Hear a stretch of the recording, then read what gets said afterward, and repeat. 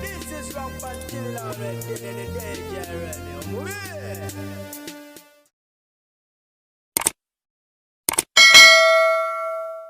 Musibi mtebalunja bagarwa bampuliriza kufifijida news ankakoli hatinga ngamba nchokola chamanya nyanyidde kwanga ate hoje komideko nkwebazaako jona jotusizako engalo holnako olwaliro bitalo byerere esaidi eno omukraba damanyiddwa nga Father Simon Lokodo afudde oba avudde mulamu bwensero ono afiridde ku myaka 64 egy'obukulu era nga afiridde mu kibuga Geneva ekya Switzerland. Ono yaliko minisita w'empisa n'obuntu bulamu wabula nga ate wafiridde abadde mukungu mukakiiko k'eddembe ly'obuntu. Kitalo nnyo kitalo ddala era nga amawulire gano ag'okufa kwe kagenze maaso kubaga ate gasaasaana okuva wali eri ku Uganda Human Rights Commissioner awo basinzidde okubanga ate munange bagenda maaso okumubika.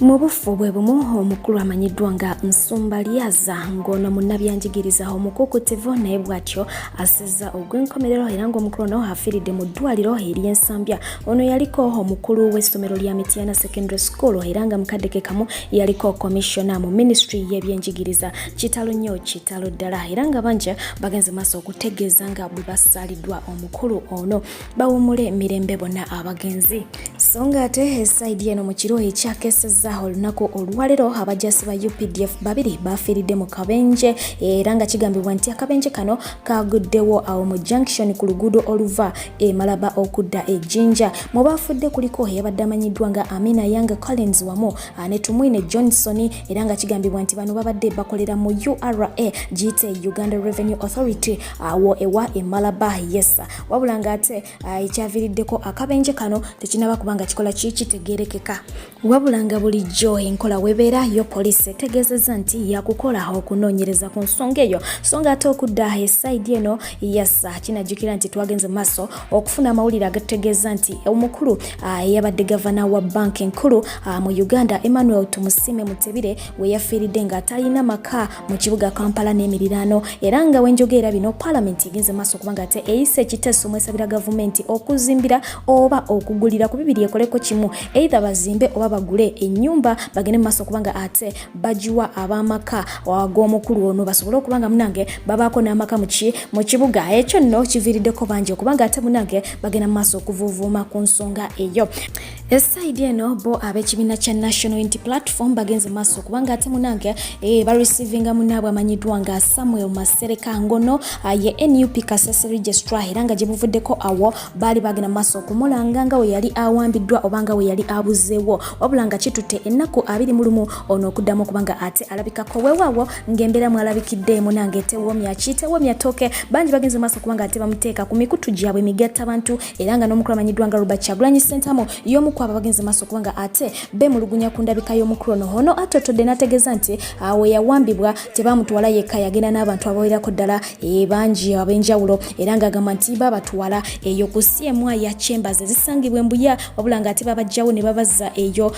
ewamanyiddwa nga ekireka ku SIU bagende maaso okubanga ate babaako bye bababuuza wabula nga atotodde n'annyonnyola embeera mwe babayisa omwali okubatulugunya okubakola ebintu eby'enjawulo ng'era bw'olengera omubiri gwe bagenda maaso okubanga ate gufaanana wabula nga wano mu kuwandika Robert Kyagulanyi Ssentamu ategeezezza nti ono ebimu ku ebyo ebyamukwatibwa kwe kuba nti yagenda maaso okukunganga abantu ab'enjawulo bawagire ekibiina kya National Unity Platform era nga by'ebibuuzo babadde nga bamubuuza nti lwaki yagenda maaso okubanga ate mbu akunga abantu bagende maaso okubanga munange bawagira ekibiina kya NUP mukaddeke kamu bagendanga maaso okumubuuza ku pulaana aba NUP zebakola ki ze balina okugeza nga bitunde eby'Rwenzori ne Kasese nga baagala abeere nga ate azogera era nga agenze maaso okutegeeza nti n'abantu bonna abalala abaze bawambibwa ab'ekibiina kya National Unity Platform byebimu ku ebyo babadde nga bababuuza lwaki bawagira NUP lwaki bagenda maaso okunga abantu bawagire NUP lwaki bagenda maaso okubanga ate munange babaako ne pulaani zebakola ki ze basirikira eza NUP bingi ebituuseewo wabula nga ate ye agenze maaso okutegeeza wansi awo nti baganda bange mikwano gyange bino byebimu ku ebyo bigenda maaso okubanga ate bibaawo mu ggwanga lyettu Uganda wabula ensi tegenda kusigala nga etunudde ng'etunulira ebintu ebifaanako we bityo nga bikolebwa bannamagye okitegeera ate nga bikolwa ku bantu ba bulijjo. Omukulu amanyiddwa nga Kakwenza ng'oyo naye yali yakatebwa ku nsonga yemu eno yennyina we yalabye ekintu kino oba we yalabye post eno yagenze maaso okubanga ate replyingawo mu bugambo butono nnyo n'agamba nti that's what they do best, nti ekyo kye basinga okubanga ate bamanya okukola. Yes, wabulanga abamu bagenze maaso okubanga ate munaye bamutegeeza nti munnange wakadda tonaba na kuwona, naye bw'oba osobola sirika bibakukoze bikola kibimala tunula butunuzi, so nga ate abala bagamba nti mubiri gwe batulugunyiza naye ate omwoyo tebakoze eki tebagenze maaso okubanga ate bagutulugunya. Ebyo we bityo bifaananye esaidi eyo. Ate eruye no bo abatembeeyi abasoba mu 10 ge bakaaba ge bakomba anti munnange kooti ya KCCA wali eri ku City Hall egenze maaso okubanga ate ebasindika mukomera ekigo okutuusa omwezi ogujja lwe banaddamu okubanga ate balabikako mu kooti bagende maaso okubanga ate bavunaanibwaho okutembeeyeza mu kibuga. Kinajjukira nti abakulu bano abatembeeyi baali baweebwa dda warning bave ku nguudo, naye munnange olw'embeera bangi bagenda maaso okubanga ate munnange warning eyo bagibuusa amaaso era nga enkoko bagikwata mu okubanga badda mu kibuga. Bano nno baayolebwa era nga wenjogera nga bw'obalengerayo batyo batemeza amabega wa mitayimbwa. Kigambibwa nti kuno kubaddeko bannakawere abalina abaana, kubaddeko abatoototo tekisosodde mu ki mu myaka, bonna bagenze maaso okubanga ate babayola ne babeera nga babakuba mu ki mu kkomera. Ate y'omukyala amanyiddwa nga Barbie Kyagulanyi Itsungo naye bw'atyo avuddeyo n'agenda maaso okubanga ate atunnyonnyola what exactly happened ku lunaku lwe yalina okubanga ate akiika wali eri ku University ya UCU esangibwa e Mukono. Jjukira nti omukyalo oyo teyaganyibwa kubanga ate ayingira, ate nga munnange yali ayitiddwa bulungi nnyo nnyini ddala okubanga ate ajja ayogere ku nsonga za sirimu n'endwadde zino ez'obukaba.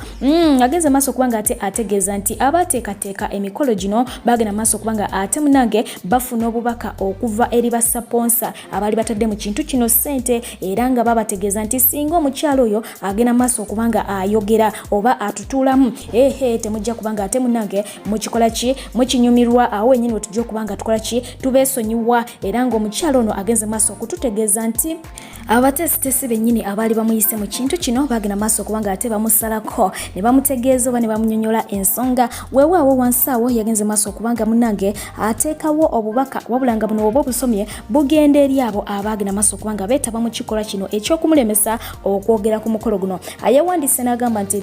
this is not the first time I've been asked to leave public places with no proper explanation. The habit of making us unwanted, our continued exclusion and suffocating of our voices and views on issues affecting our young people should stop. We are role models to many of your children and it is in your special interest to let them learn from us. Bwatyo yagenze maaso okubanga ate abategeeza nti guno si gwe mulundi ogusookedde ddala okubanga ate banange muŋŋaana okugenda mu bifo eby'olukale okubaako kinkola ki kyenjogera, naye nga ate temumpadde na nsonga lwaki muŋŋaanye. N'agamba nti empisa eno oba ekikolwa kino eky'okugenda nga mulaga nti ffe temutwagala oba temutwetaaga ne mugenda mu maaso okubanga ate mutusosola mugezaako okutunyigiriza n'amaloboozi gaffe ge twandibadde nga tujjayo ku nsonga ezikwatira ddala ku baana abato, gulina okubanga ate gukola ki gukomya. Kye mulina okumanya nti ffe tuli ba role model, tuli bakulabirako eri abaana bammwe, mukkirize mugaane okitegeera, so kiri gye muli okubanga ate mukola ki muleka abaana bammwe bagende mu maaso okubanga batujigirako. Byebyo ebigambo omukyalo yamanyiddwa nga Barbie Kyagulanyi Itsungo bye yagenze maaso okubanga ate alekaawo oluvannyuma lw'okuba nti yalemeseddwa okubanga ayingira wali eri ku UCU University esangibwa e Mukono. Wadde ng'embeera efaanana bw'etyo waliwo omuzungu ye agenze maaso okubanga ate yeekwata akatambi n'ategeeza nti kagutonye kagwake Uganda ndi wamu nammwe, sijja kubanga ate nkola ki mbalekerera, nja kubanga munnange nyimira wamu nammwe okulaba nga embeera eno mukola ki mugiwangula. Greetings, brothers and sisters. My name is Tina Brown, aka Tina Morambi. I want to let you know I am not going to stop standing with Uganda. I don't care how much they threaten to kill me, how much they threaten to harm me. I am still going to stand and therefore stand because I am truly my brother's keeper, like Barbie says about the American soldiers. He is truly our brother's keeper. And likewise, I am God's daughter. I am truly my brother's keeper. And I will stand for Uganda until Uganda is liberated. We are Americans. We believe in freedom. We believe in human rights, democracy. And that's what we represent. And that's what I will stand for until Uganda is free. Or I am called home to be with God. I want to thank the gentleman at the State Department who came down and took our letter, who listened to what we had to say about what's going on in Uganda. it is very important that we all stand together on this matter. I watch babies begging for food. In the daytime, I watch babies drowning in the streets at nighttime for food. I watch people being killed for absolutely no reason, just because this one family is just so greedy and wants everything. My job as a child of God and as an American citizen is to stand up for what's right. And I want my brothers and sisters in Uganda to know that I, Tina Louise Brown, will stand with Uganda until Uganda is liberated, until Uganda has someone in there like Barbie Wine who respects human rights and they're treated properly. I will stand and therefore stand. Again, I too am my brother's keepers. I will not stop until Uganda is free or God calls me home. People power, our power. NUP everywhere, everywhere, NUP. Don't give up, brothers and sisters. Yo mukuru amanyiddwa nga Honorable Medad Lubega Segona yes bwatyo yavudde nagenda maaso kubanga yeewuunyaho omukyala amanyiddwa nga Honorable Robina Nampijja ng'agamba nti omukyala ono yagenze maaso kubanga ate ategeeza nga Uganda bweri ensi ennungi singa oba ogikomparinze ku nsi endala n'agamba nti genda bugenzaawo ku muliraano g'e Kenya olabe nti bo balina winter ate ffe tetukola ki tetugirina so ekyo kimalaho kubanga muna Uganda kulaga nti nsi nnungi omukulu ono yagenze maaso kubanga ate yeebuuza nti Nampijja yatuuka ddi wano okitegeera kwegamba ayongera okubanga ate akola ki abeewuunyisa buli lukya weewaawo ye omukulu amuzeeyi yategeezezza nti amuyambye kinene nnyo nnyini ddala so mwe gye mukoma okumulabamu ebituli ye amulabira ddala nga ali ku muzuuli sana.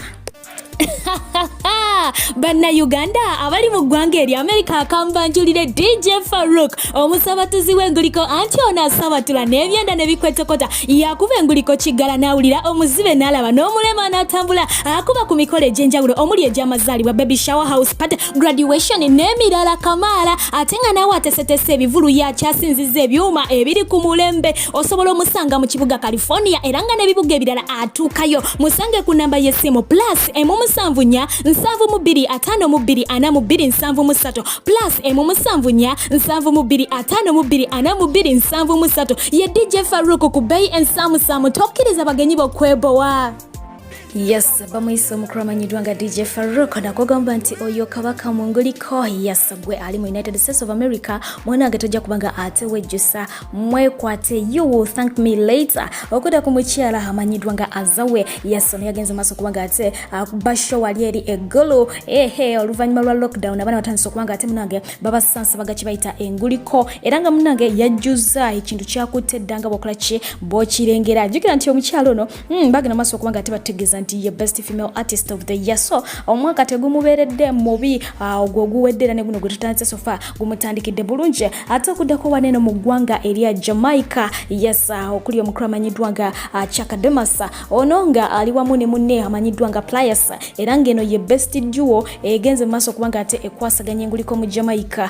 mazaika banga dene nyonyi ddala bano bagenda maaso kubanga ate bajja mu ggwanga lya Uganda mu mwaka gwali 1997 obulanga ate ne jebuli eno munange teberabiranga Uganda babaddeko awo mu interview muli bagenda maaso kubanga ate babuuzibwa nti nsi ki gye bayinza okubeerawo ne bajjukira ne bagamba nti munange ne bobasaawo ne banzukusabuzukusa ne bakubuuza nti ogenda wa batukutwale mu nsi ki bagamba nti Uganda bagamba nti abantu be Uganda bali so welcoming era nga batuka ku airport babaniza bulungi nnyo nyini ddala abantu babalaga omukwano ate kye bamala enviri ku mutwe we batuka okuperforminga mwana tunga buli kayimba ke bakuba nga bana Uganda babalaga nti lyrics bazina mu mutwe okitegeera so ekyo kigenda mu maaso kubanga kibakuumira ku Uganda okugamba nti yekyasinze okuba ensi ennungi eri very welcoming so eyo credit twagenze maaso kubanga ate tugikola ki tugijjayo ate okuda ku mukyala amanyiddwa nga Momo 19 yes oluvannyuma lw'ebyo ebyamutuukako yagenze maaso kubanga ate atutegeeza nti ku mulundi guno ekintu kino bwe kita working out oluvannyuma lw'okuddawo ne kateera singa batuuka eyo mu maaso munange ne biddamu ne bicyankalana tagenda kuddamu kubanga ate yesembereza serebu yenna mu ggwanga lya Uganda nti akole ki agwe naye mu mukwano era n'ategeeza nti bwe guba mukwano omukwano ayagala agende nawo bweru wa Uganda tagenda kuddamu kubanga ate ayagala muna Uganda. So mwena abagenda maaso kubanga ate mwepikiramu mu 19 nga muri Uganda mubeerewo nga mukimanyi nti Dax wasulira momo agenda kubanga ate ateka konja bala paka eyo mitala wa mayanja atakuda ku mukulu amanyidwa nga Fefe Bothe oluvanyuma lwakatambi akagenzi maaso kubanga ate katambula kichalika audio nga kawulirimu eddobozi abandi bagenzi maaso kubanga ate bategeeza nti oyo ye mukyala amanyidwa nga Karokasita yes nga agenda maaso kubanga ate asaba Fefe amusaleko bagenda maaso kubanga ate munaibe kwasaganya omukyalo no avudde nagenda maaso kubanga ate ategeeza nti amalobozi bujoga kola ki gafaanana so awo ye yali mukatambisi ye ne Fefe no something another nga mukola ki bwe mukirowooza obulanga kinajikira nti ne mabegeyo omukyalo bagenda maaso kubanga ate bamusibako omukulu amanyidwa nga Daddy Andre wabulanga ate era yavena clearinga anti ye ne Daddy Andre tewaliwo nkolagana yonna ya biology. Yo mukyala amanyidwa nga Florence Nampijja bwe tumudda eside eno ku BBS Telefina wali mutacha chancha yagenza maaso kubanga ate achaza omukyala amanyidwa nga Mary Butsa fena gwe tumanyi obulungi nti agenda maaso kubanga ate afuna baby emyaka mabega kawo obulanga ate omukyalo no yagenza maaso kubanga ate amubuuzaako ku kibuuzaawo nti baby amuzaako ddi ekibuuzo ekyo Mary Butsa inenge yagenza maaso kubanga ate akiddamu yagenza maaso kubanga ate ereka banje nga bagamba nti kalyonso mubuuza nnyo temukola ki temugwa yasa era nga ngira kubanga nkuzanyira muka audio katono nnyo ate oluvanyuma tugende maaso kubanga ate tweyongerayo long time oli bulungi abato bagamba ki omuto mulungi yo muzaako gyo mwana akuze bata wasembye omukoza birthday ya myaka emeka nasembyeyo mu December nga 27 yabadde awezeza 4 years mingi omwana bamuzaako ddanga ne munnayi n'ebiri naye ate nze nkulabye emyaka egisuka mu 5 sikulaba nko na lubuto. All right. So abatulaba na ate okuda ku mukyala amanyidwa nga Sasha mukyala w'omukulu amanyidwa nga Pastor Isaac kiwewesi ayongedde okuba nga ate munange ensonga ya divorce agiteeka ku ddaala erya waggulu ye awulira ayagala kugenda atutegeezezza oba mu byewandikidde kooti yategeezezza nti omukulu no ye yali yasuulawo dda ekitanda kye kwegamba nga takwasaganya nsonga zaki z'amadwasi era nga bimu ku ebyo ebimuviiriddeko okubanga munange yeekola ki yeekyawa okubanga ayagala kukola ki kuva mu bufumbo buno